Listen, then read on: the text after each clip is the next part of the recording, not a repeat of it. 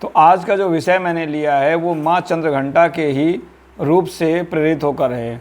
माता चंद्रघंटा को सुहागनों का रूपक बोला जाता है।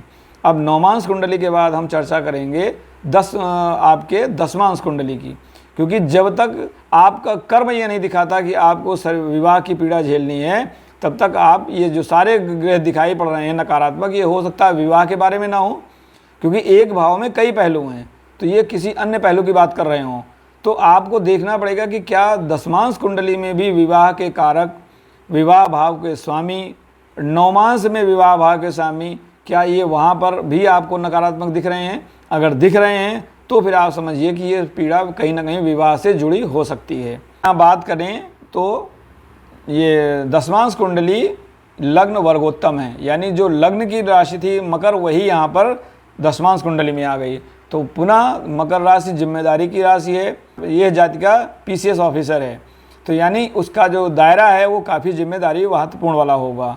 अब यहाँ बात करते हैं दूसरे भाव में, यानी कि कार्य क्षेत्र में आपको संसाधन क्या मिलेंगे, तो वहाँ पर कुंभ की राशि आती है। एक सामाजिक, बृहत सामाजिक दायरा आपका संसाधन होगा, और हम जानते हैं कि विवाह में निजता को भी हमें बराबर साथ देना पड़ता है।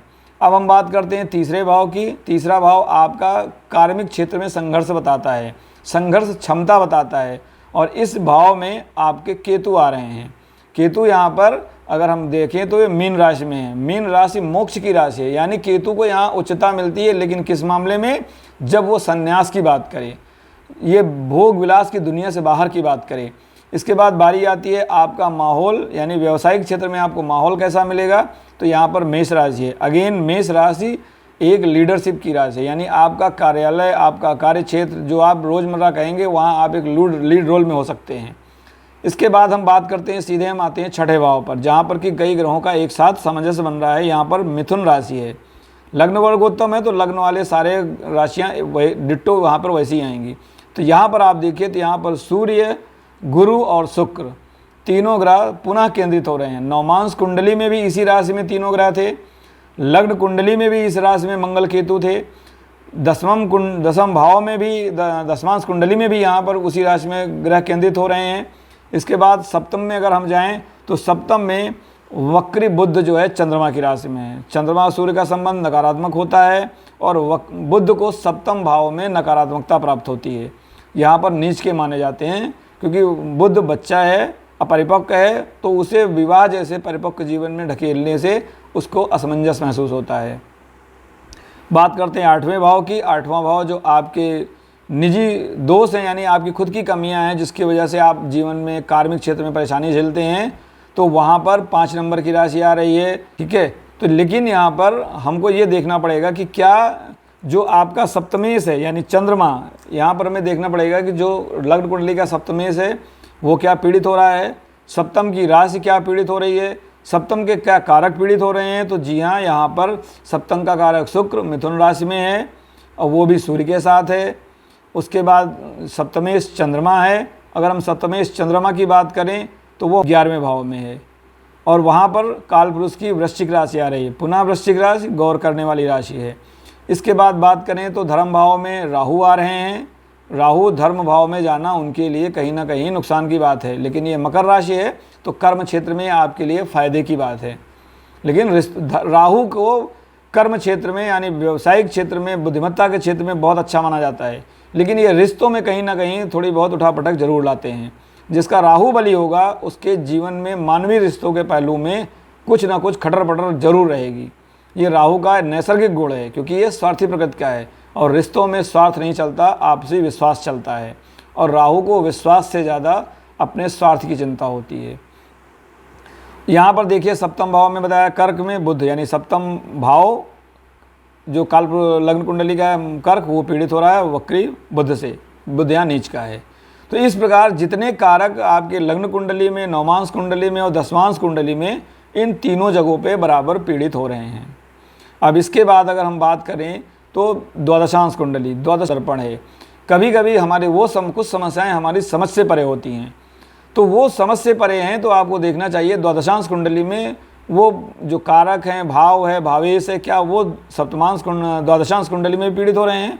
तो ये कहीं ना कहीं दिखाता है कि ये आपके पूर्वजों के कर्म हैं, क्योंकि द्वादशांश कुंडली भौतिक जीवन में आपके पूर्वजों का दर्पण है, जो आपका उनका नज़र आएगा वो है। तो अब हम देखते हैं द्वादशांश कुंडली की बात। यहाँ पर जो द्वादशांश कुंडली है, द्वादशांश कुंडली अगर हम देखें तो ये मिथुन राशि की है। गौर करिएगा, अभी तक की तीनों कुंडलियों में मिथुन राशि बहुत महत्वपूर्ण राशि थी, जिस पर सभी ग्रहों का दबाव केंद्रित था। यहाँ पर यह मिथुन राशि आपके द्वादशांश के लग्न में आ गई है। तो ये दर्शाता है कि जो जातक के पिता हैं, पितृ हैं, उनका कहीं ना कहीं मिथुन राशि से, यानी मिथुन राशि संचार की राशि है, कम्युनिकेशन की राशि है, ऑडिट की राशि है, लिखा पढ़ी की राशि है, तो इससे संबंधित उनका जुड़ाव रहा होगा, इन क्षेत्रों में उनका दखल रहा होगा। अब यहाँ पर हम गौर करें तो मिथुन राशि पर नीच के मंगल की और नीच के मंगल की और उसी भावाधिपति, सप्तम भाव शुक्र का उच्च भाव माना जाता है, शुभ भाव माना जाता है। मीन राशि और सप्तम भाव शुक्र के लिए अच्छी मानी जाती हैं। तो वहाँ पर शुक्र और मंगल का योग है। शुक्र मंगल का योग सामान्यतः लोगों को आचरण में कहीं ना कहीं समस्या देता है, लेकिन क्योंकि ये पितरों की कुंडली है, द्वादशांश कुंडली, तो इसका जातिका से कोई संबंध नहीं है। तो यहाँ पर आप देखिए, मंगल शुक्र से, मंगल को सप्तम भाव में नीचता होती है। मंगल ब्रह्मचारी है और सप्तम भाव विवाहित का है। तो एक ब्रह्मचारी को आप विवाह में ढकेलेंगे तो वो अपने को दबाव महसूस करता है। तो यहाँ पर देखिए, तो तीसरी राशि मंगल से, यानी लग्न जो है मंगल से पीड़ित हो रहा है।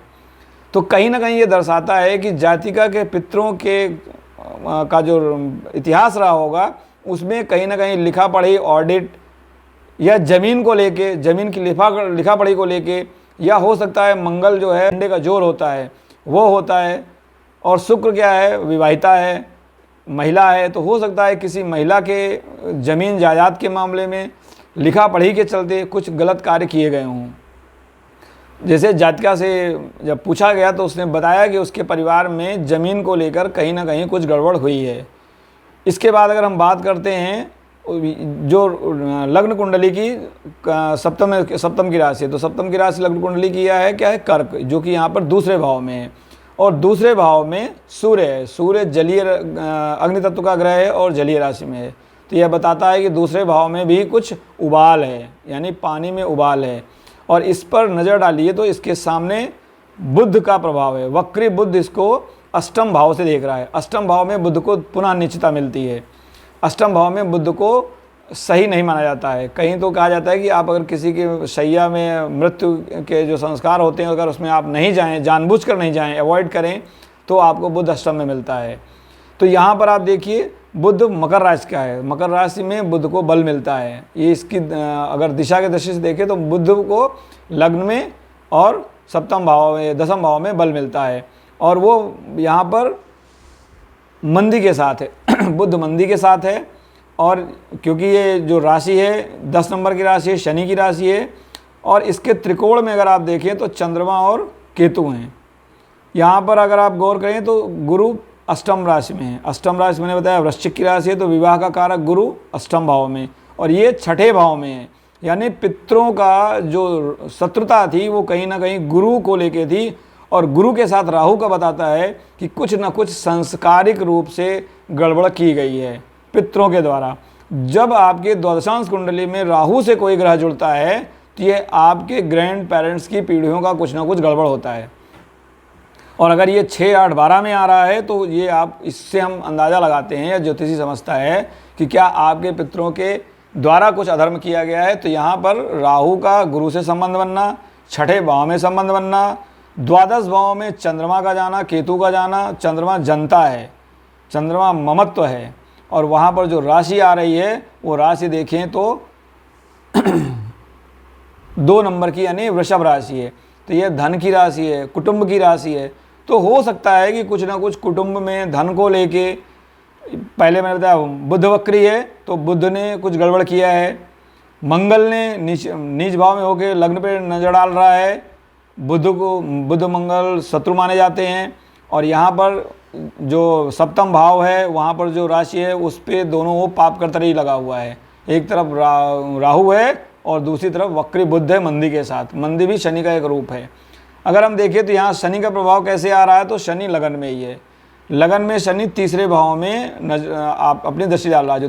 तो इस प्रकार अगर हम गौर करें तो दशमांश कुंडली, नवमांश कुंडली, द्वादशांश कुंडली, इन सब जगहों पर कहीं ना कहीं बुध का प्रभाव, बुध की राशि मिथुन का प्रभाव और मंगल का प्रभाव नकारात्मक रूप से दृष्टिगोचर हो रहा है, जिसके चलते ये समस्या आ रही है। तो जातिका को जो सलाह दी जाती है वो यही दी जाती है कि उसके मंगल के उपाय करने होंगे, राजसिक, सात्विक या तामसिक, जैसा उसको सुविधा पड़े। लेकिन कहीं ना कहीं जब तक हम मंगल और बुध को संतुलित नहीं करेंगे, विवाह का सुख मिलना कहीं ना कहीं दूर की कौड़ी लगता है। जातिका अभी भी विवाह के उठापटक से गुजर रही है, लेकिन विवाह अभी टूटा नहीं है। उम्मीद है ईश्वर से हम यही प्रार्थना करेंगे कि सही रास्ते पर चलकर सही मार्ग से उनको अपना वैवाहिक सुख पुनः प्राप्त हो। अब इसके आगे हम सभी विश्लेषणों को एक साथ समझते हैं। तो यहाँ पर बीच में मैंने कुछ बातें छोड़ दी थी, क्योंकि बोलते समय अब इतना ध्यान नहीं रहता है कि रट के बोला जाए या याद किया जाए। तो या जब हम कुंडली की बात करते हैं तो कुंडली में जो सप्तम भाव है, ये जो होता है ये शक्ति त्रिकोण का भाव है। शिव त्रिकोण लग्न का है 1, 5, 9 और शक्ति त्रिकोण होता है आपका 3, 7, 11। शक्ति त्रिकोण को माँ पार्वती से जोड़ के देखा गया है। तो यह शिव और शक्ति त्रिकोण से ही जीवन आगे बढ़ता है। अब यहाँ पर जो हमने बताया कि आपकी जो अष्टलक्ष्मी होती है, यहाँ पर आपके जो लक्ष्मी का रूप आएगा वो आपकी गृह लक्ष्मी यानी आपकी पत्नी होंगी। और माता भी गृह लक्ष्मी का ही रूप हैं। एक स्त्री के कई चरण होते हैं। वो शैलपुत्री से शुरू करती है, ब्रह्मचारिणी से होते हुए पत्नी बनती है, फिर आगे चल के वो माँ का रूप धरती है और अंत में वो पूर्ण रूप से प्रसिद्ध यानी सिद्धि माता बन के नवम में पहुँचती है। तो ये नौ दुर्गा की जो यात्रा है वो कहीं ना कहीं आपके जीवन के 7 सुखों को जोड़ती है। तो इस प्रकार से अन्य जो पहलू देखे जाते हैं वो दशाएं देखी जाती हैं। कभी कभी नकारात्मक योग होते हैं लेकिन उसकी दशा ही नहीं आती है, तो आपके नकारात्मक योग फलीभूत नहीं होंगे। सेम उल्टा भी हो सकता है कि सकारात्मक योग हैं लेकिन दशा ही नहीं आई। इसके अलावा नक्षत्रों का प्रभाव देखा जाता है। कुछ जो जैसे उत्तरा भाद्रपद नक्षत्र है, नक्षत्र में देख रहे हैं, तो ये नक्षत्र हैं उनका भी प्रभाव हमें लेना पड़ता है, दशा का प्रभाव लेना पड़ता है, जैमिनी दृष्टि का प्रभाव लेना पड़ता है, कारक का प्रभाव लेना पड़ता है, कारक के सापेक्ष अन्य भावों का प्रभाव लेना पड़ता है। तो ये एक क्लिष्ट और लंबा विषय है, लेकिन मैंने कोशिश की है कि आपको ये सब समझ में आए। अब हम चलते हैं, इन सभी को एक साथ देखते हैं कि क्या आकलन कहाँ जा रहा है, कैसे जा रहा है। तो बीच बीच में जो मैं आपको कुंडलियाँ दिखा रहा हूँ उसमें कई सारी टिप्पणियाँ हैं, हो सकता है उनके बारे में मैंने बात ना की हो, लेकिन आप उनको पढ़ेंगे तो इस विश्लेषण के अन्य आयाम भी आप समझ पाएंगे। यहाँ पर हमने द्वादशांश कुंडली में देखा कि कई सारे ऐसे योग बन रहे हैं जो कि जैसे मंगल है, मंगल शुक्र का सप्तम भाव में पीड़ित दिखा रहा है। इसके बाद बुध का धनु राशि में जाना, बुध का जो है मकर राशि में जाना बुध को बल प्रदान कर रहा है। वक्री होना और मंदी के साथ होना ये बताता है कि बुध के चलते कुछ ना कुछ समस्याएं आएंगी। इसके बाद अगर हम देखें तो मंगल का चंद्रमा का केतु के साथ जाना मानसिक मंथन दिखाता है, मानसिक एंजाइटी यानी मेंटल एंजाइटी दिखाता है। और ये आपका जो योग बन रहा है वो बन रहा है वृष राशि में, जो कि कालपुरुष की दूसरी राशि है, दूसरी राशि आपके कुटुंब की है। और जैसा मैंने पहले बताया कि वीनस और चंद्रमा, वीनस विवाहित नवयुवता का कारक हैं और चंद्रमा विवाहित वयस्क का कारक है। इसे हम महिला की कुंडली में या पुरुष की कुंडली में सास और ननद यानी विवाहित ननद से हम या विवाहित जो भाभियां हैं उनसे देखते हैं। तो यहाँ पर मंगल और शुक्र का योग बना रहा है, और वो भी किसके साथ बन रहा है, यानी तीसरी राशि के सामने की राशि जो होती है वो नवम होती है। तो ये बड़े का है यानी बुजुर्ग का है। तो यहाँ पर जातिका के विवाह में उसकी ननद का भी बड़ा रोल रहा है विवाह को खराब करने में। उधर चंद्रमा का केतु के साथ जाना और वो भी वृष राशि में यानी कुटुंब में, तो कुटुंब के यानी सास के चलते भी उसको समस्या आई। ये हमने नवमांश में भी देखा था, दशमांश में भी देखा था और यहाँ पुनः। तो कहीं ना कहीं इस महिला के वैवाहिक जीवन में जो विवाहिता स्त्री का रोल है, वयस्क एज वेल एज नवविवाहिता, दोनों का कहीं ना कहीं एक नेगेटिव कॉम्बिनेशन दिखा रहा है। मर्क्यूरी बहन है, बुआ हैं और ननद हैं, और मर्क्यूरी रेट्रोगेट है।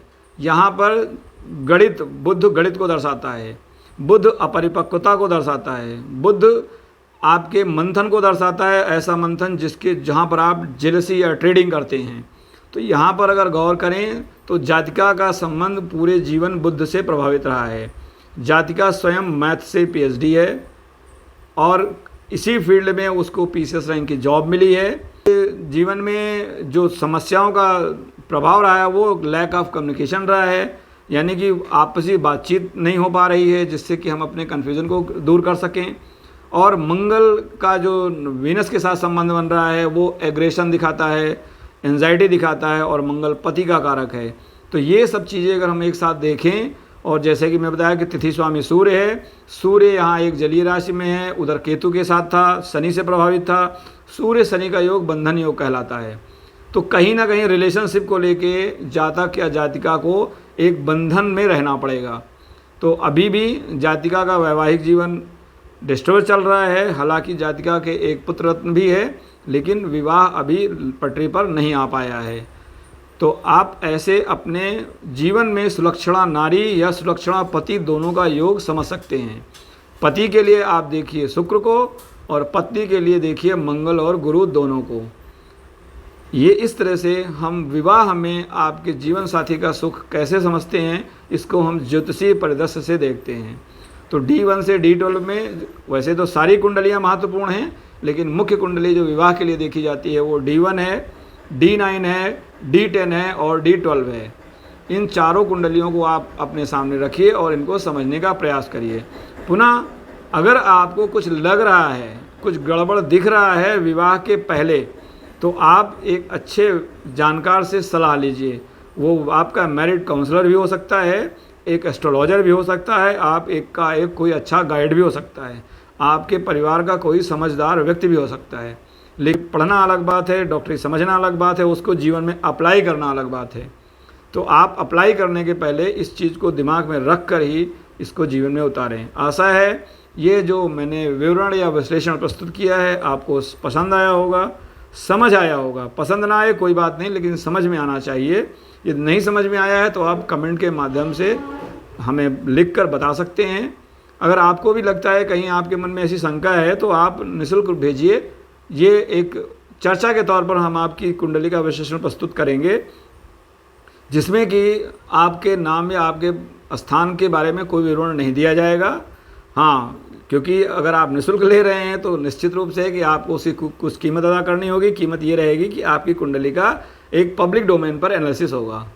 तो आशा है आप इस चीज़ को समझेंगे और आगे बढ़ाएंगे। कृपया मेरे चैनल को लाइक, सब्सक्राइब और शेयर करें। आप सबका दिन मंगलमय हो। माँ चंद्रघंटा का आशीर्वाद आप सब पर बना रहे। आप सबका वैवाहिक जीवन सुख में रहे। इसी के साथ ही मैं आपसे विदा लेता हूँ। नमस्कार। ओम गुरुवे नमः।